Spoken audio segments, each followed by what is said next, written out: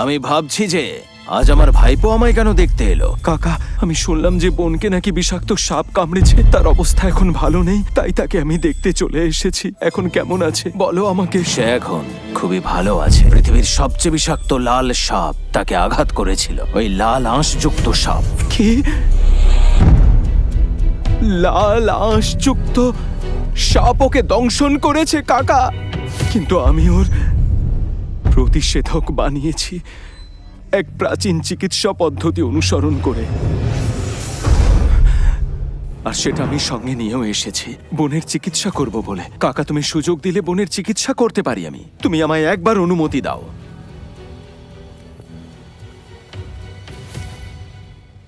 এই ওষুধটাই আমি বোনকে দিতে চাই, তুমি অনুমতি দাও আমায়। আমি এক্ষুনি যাচ্ছি। ও, তোমাকে অনেক ধন্যবাদ, আমি তোমার প্রতি কৃতজ্ঞ। কিন্তু আমাকে বলো, এই জীবনদায়ী ওষুধের জন্য তুমি কি দেবে আমাকে? কোনো কিছু না দিলে এটা তো আমি এমনি দিতে পারি না তোমাকে। এই ওষুধ পাওয়ার জন্য আমাকে অনেক সাধনা করতে হয়েছে, 800 বছরের পুরনো জিনিস জোগাড় করতে হয়েছে, তাই এটা আমি এমনি দিতে পারি না। আমি সবই বুঝতে পারছি। বুঝেছি। আমি জানি না যে এই ওষুধের মতো মূল্যবান কোন জিনিস তোমাকে দেব আমি। কাকা, এই পরিবারে এমন দুটো জিনিস আছে যা এই জাদুকরী ওষুধের সঙ্গে তুলনীয়। প্রথমটি হলো সেনগুপ্ত পরিবারের বিশেষ চিকিৎসা পদ্ধতি আর নিডল চাই আমার। দেবে কিনা বলো? আমাদের পরিবারের জ্ঞান বাইরের লোকেদের সঙ্গে আমরা বিনিময় করি না। আর দ্বিতীয় দাবি, আমার মনে হয় শুধুমাত্র আপনার মেয়ে এই জাদু ওষুধের যোগ্য মাস্টার সুশীল। আপনি যদি আপনার মেয়ের সঙ্গে আমার বিয়ে দিতে চান তাহলে এই ওষুধ আমি দেব। আর না, নইলে কোনোভাবেই না। কেউ সত্যিই কাউকে একটি বোতল ওষুধ দিয়ে ঠকায় না। আরে তুমি কি করছো এখানে? আর তুমি এসব নিয়ে কেন কথা বলছো? দাও এটা, দাও না। আরে দাও না, যত সব। এটা আমাকে দাও। তুমি জানো এই ওষুধের কত মূল্য? এটা ফেলে দিলে এর দাম তুমি দিতে পারবে কখনো? তুমি যা নোংরা লোক, আর কি বলি। আমাকে আধা ঘন্টা সময় দাও, আমি ঠিক একই কাজ করতে পারি। জিনসেং নিয়ে কাজ করতে হবে। এই বাজে জিনিসটাকে রত্ন বানিয়ে বসেছো। তুমি সত্যিই বোকা। বাজে কথা বন্ধ করো। তুমি আমায় এভাবে অপমান করতে পারো না। তুমি রাজ পরিবারে না থাকলে আমি তোমায় মেরে ফেলতাম। তুমি অপদার্থ। যদি তুমি সেনগুপ্ত পরিবারে জন্ম নিতে তাহলে মাস্টার সুই তোমাকে অনেক আগে মারতো। আরে তুমি একজন চোর, এসব তুমি কিছুই জানো না, এইসবে কোনো জ্ঞান নেই। বড় বড় কথা বলছে আবার। চুপ করো। এই শোনো, হ্যাঁ। তুমি কথা বলো। ঠিক আছে মাস্টার সেনগুপ্ত, তাহলে তুমি বোকা নও, যুবক মাস্টার সেনগুপ্ত। তুমি কি আমার সঙ্গে একবার বাজি ধরতে চাও? যদি আমি আধ ঘন্টা এটা তৈরি করতে পারি তাহলে তুমি আমাকে 3টি 800 বছরের পুরনো জিনসেং দেবে, আর এই পোশাকটি এখানে ছেড়ে যাবে। হ্যাঁ, তোমার সঙ্গে প্রতিযোগিতায় রাজি আছি আমি। তুমি আধ ঘন্টার মধ্যে যদি এমন ওষুধ তৈরি করতে পারো তাহলে আমার রাজকীয় উত্তরাধিকারীকে নিয়ে এসে তোমাকে 1000 বছরের অবশ্যই। পুরনো ওটা দিতে পারি। না করলে আমায় কি দেবে? আর যদি আমি করতে না পারি, সেনগুপ্ত পরিবার সোনালী সূচের শিক্ষার জন্য কিছু চায় না, এবং 7টি আরো টেবিল যোগ হবে, তোমার জন্য দ্বিগুণ হয়ে যাবে।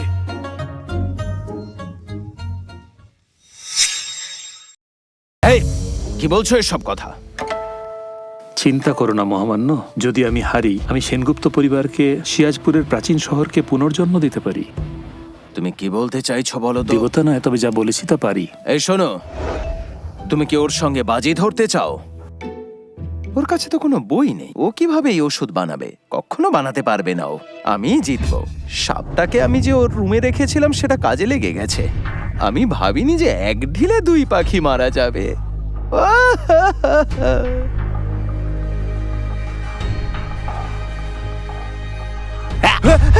চলো। তুমি কি হারিয়ে থাকো নাকি? আমি একটু বিশ্রাম নিচ্ছিলাম, কারণ ওষুধ তৈরির আগে মনোনিবেশ করতে হয়। আর তুমি আমাকে বারবার অপমান করছো। আমি তোমার সঙ্গে বাজি ধরবো আর ওকে শিক্ষা দেব। চিন্তা করো না, আমাদের পরিবার সব সময় কথা রেখেছে, তাই তুমি জিতলে তুমি যা চেয়েছো তোমাকে আমি দিয়ে দেব, কোনো চিন্তা নেই। হোক প্রতিযোগিতা।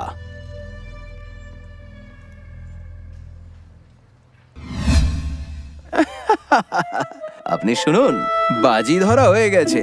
এবার আপনার মেয়েকে ডেকে ওষুধ নিতে বলুন আপনি, তারপর আমরা আলোচনা করব। ডাকুন এবার, দেখা যাক কি হয়। আহা, তোমার মাথা খারাপ। আমি তো কোনো ওষুধই বানাইনি এখনো। বললাম তো তুমি বোকা, কিন্তু স্বীকার বাজে করছো কথা না। বলো। তুমি বন্ধ করবে কিনা বলো, কোনো জ্ঞান নেই তোমার। তুমি এখানে বসে থাকো, ততক্ষণে আমি ওষুধটা তৈরি করে নিই। কি কঠিন কাজ, যা তা দিতে হচ্ছে। এটা ওষুধ হচ্ছে না, আরো কিছু হচ্ছে। আর তাছাড়া বিরোধী ঔষধি গুণাবলীও আছে। জোর করে খারাপ ওষুধ তৈরি করাচ্ছ। কেন একটা আচার পচার গন্ধ পাচ্ছি? আচ্ছা শুনুন, যে শর্ত দিয়েছেন সেটা মনে রাখবেন কিন্তু। আর আপনার মেয়ের জন্য কি যৌতুক দেবেন? তোমার চিন্তা করার কোনো কারণ নেই, ও ফিরে আসা পর্যন্ত অপেক্ষা করো। হ্যাঁ, আপনি কি বিশ্বাস করেন যে ওই অশিক্ষিত ছেলেটা এই আশ্চর্য ওষুধ তৈরি করতে পারবে? অত সহজ না। তুমি এবার একটু কম কথা বলা প্র্যাকটিস করো, বুঝতে পারলে তো? ভালো হয়ে যাও।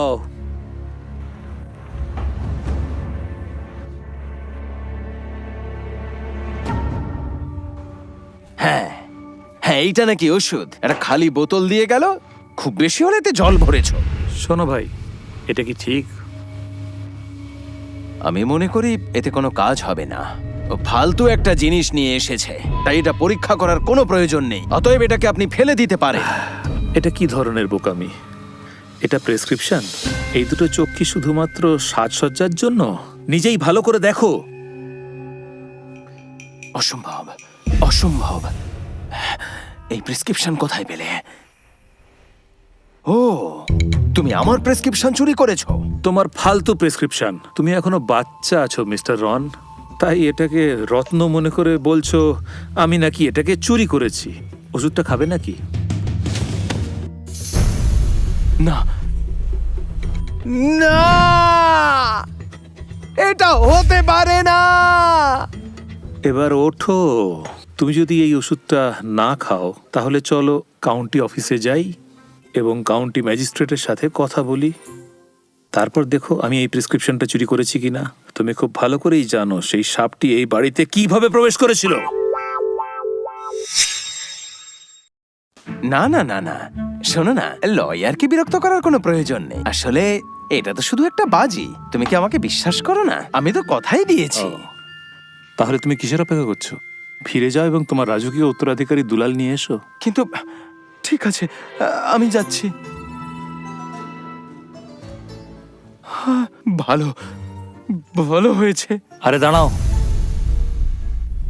যদি তুমি 1 ঘন্টার মধ্যে ফিরে না আসো কাউন্টি ম্যাজিস্ট্রেটের কাছে চা খেতে যাব।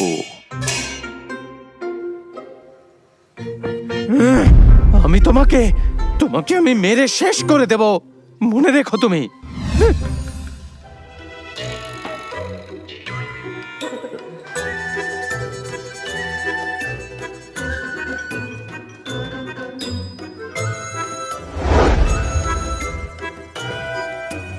কি আশ্চর্য, তুমি এখানে কি করছো? তোমাকে যে বিষাক্ত সাপে কামড়েছিল, তুমি এভাবে হেঁটে এখানে এলে কিভাবে? চিন্তা করার জন্য ধন্যবাদ। সাপটা খুবই সাধারণ ছিল। লাল আঁশের বিষাক্ত সাপ, ভয়ঙ্কর বিষ আছে। এটা নিয়ে তুমি অবহেলা করো না। এই যে দেখো না, আমি ওষুধ নিয়ে এসেছি অনেক কষ্ট করে। বহু বছরের সাধনায় এই ওষুধ বানিয়েছি আমি। এটা আমি তোমায় উৎসর্গ করতে চাই মিস। নাও, এটা তুমি গ্রহণ করো, এটা তোমায় সুস্থ করে তুলবে। তার আর কোনো প্রয়োজন হবে না। ও আমাকে সম্পূর্ণভাবে বিষমুক্ত করেছে। ও বিষমুক্ত করেছে? তুমি কিভাবে ওকে বিষমুক্ত করলে? আচ্ছা, তুমি কি শিখতে চাও? শিক্ষার মূল্য 3টি 800 বছরের পুরনো জিনসেং। চলো নিয়ে এসো।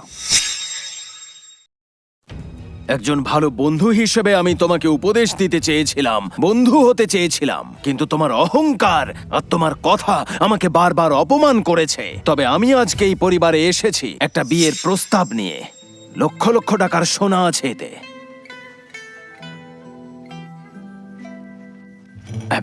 এই নিন। তাহলে তুমি এখনো 10,000 তোলা রূপো নেওয়ার সাহস তুমি পাচ্ছ? কি জানো লক্ষ লক্ষ টাকার মূল্য কি হতে পারে? জানো 10,000 তোলা কি? আমি যথেষ্ট ধনী। 10,000 তোলা কি অনেক? আমি প্রতি মাসে 10,000 তোলা আয় করতে পারি।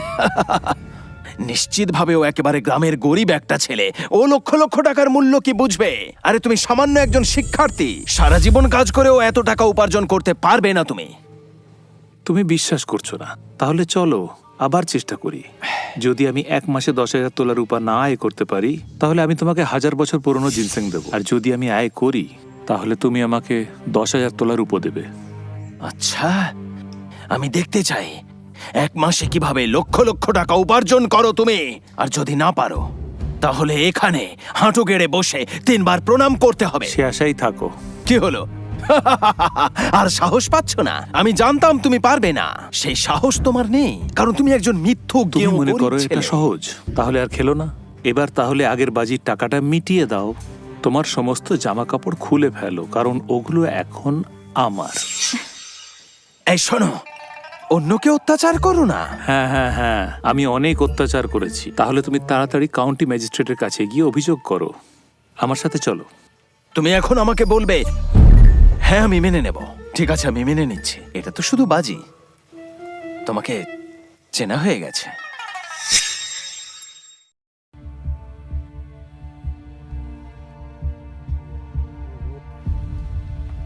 পোশাক খুলছেন কেন আপনি?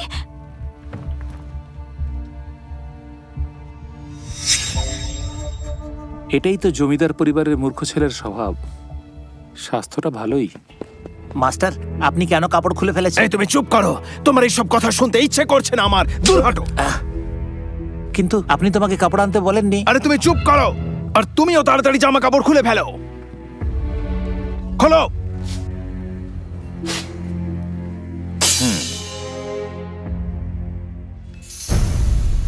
ঠিকই, এটা সত্যি 1000 বছরের পুরনো একটা জিনিস। এই যে দেখুন, কি লেখা আছে দেখুন। আপনি একজন সামান্য শিক্ষার্থী।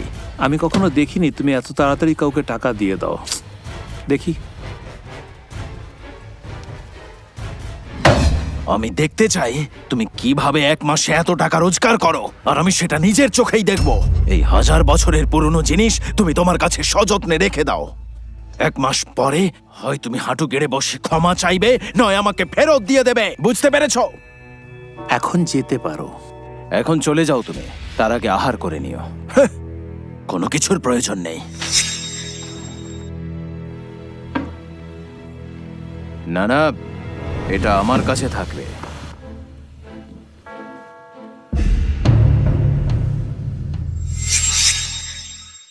এটা কেন করছেন?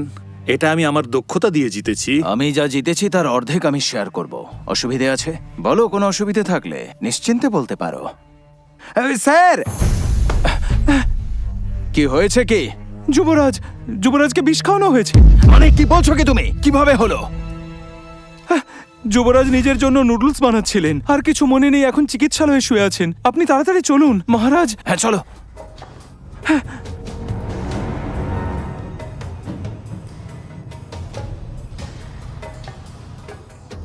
যুবরাজ, বাবা,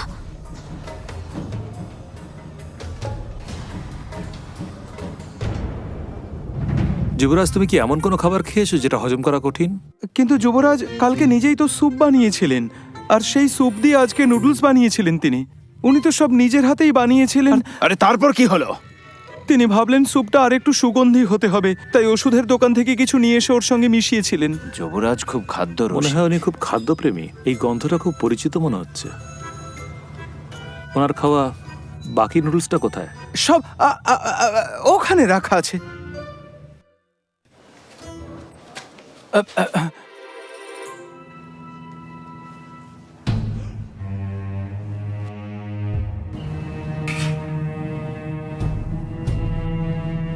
এটা কি?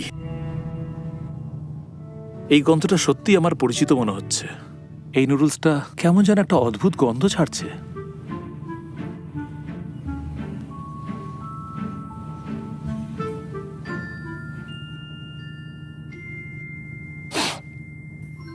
এই শাকটা মনে হয় পচে গেছে। কি দেখলে? তুমি কি কিছু খুঁজে পেয়েছো? আপনার দেহরক্ষী বেশ ফেঁসেছে। নাড়ি এখনো স্থির হয়নি, শ্বাস প্রশ্বাসও খুব দুর্বল, তাই ঠিক বুঝতে পারছি না আমি কি ওষুধ প্রয়োগ করব। যে কোনো সময় যা ইচ্ছে তাই খাওয়া উচিত না। আসলে তুমি যে জিনসেং মিস করেছো সেগুলো তোমারই। সপ্তম মাস্টার বেশ খুশি, তাই না? অনুগ্রহ করে আমাকে প্রথমে প্রস্তুত করার সাহায্য করুন। এটা কাজ করবে? আপনাকে একটু চেষ্টা করতে হবে। আমি প্রথমে দেখব যত তাড়াতাড়ি সম্ভব।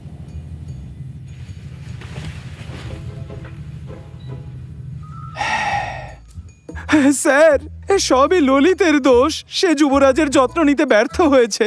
আমাকে শাস্তি দেবেন না স্যার। এখনো তোমাকে উদ্ধার করার উপায় আছে। তোমার কি কোনো সাহায্য দরকার? চাও, চেয়ে নাও। হ্যাঁ, দরকার দরকার। আমি সবকিছুর জন্য প্রস্তুত।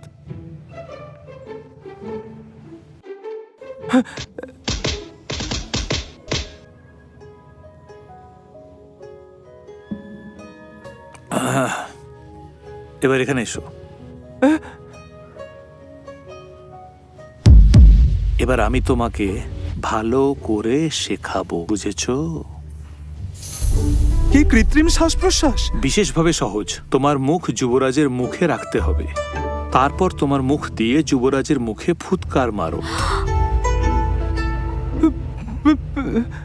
যত সব বাজে কথা। ছাড়ো, এটা কখন হলো? আমাকে নিয়ে মজা করছো নাকি? এসব বলো না, কখনো এটা হবে না। আমি বিশ্বাস করি না। এসব বাজে কথা বলছো তুমি। চলো ভাই, তরুণ মাস্টার বিপদে পড়েছে। আমি তোমার সঙ্গে মজা করছি না। তুমি কি তরুণ মাস্টারকে বাঁচাতে চাও না? আমি কি? আমি জানি তুমি যে সমস্ত জিনসেং মিস করেছো তা তোমারই। সে সব কিছুই আমি জানি। সত্যি বলতে কি, সপ্তম মাস্টার খুব খুশি হয়েছে। তাহলে এভাবেই তুমি তোমার কাজ করো।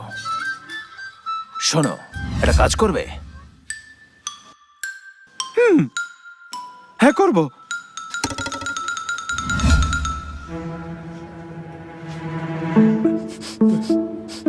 চলো,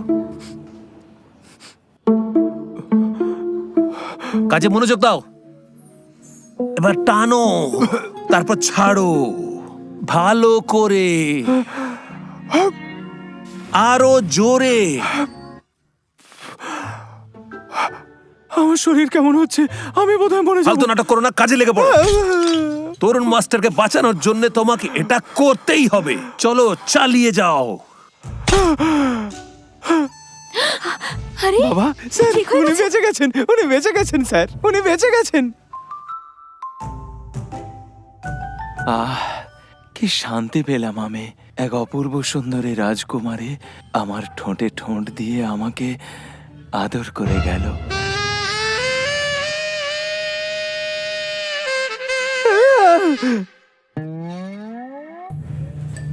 তোমাকে বাঁচানোর জন্য অনেক পরিশ্রম করতে হয়েছে।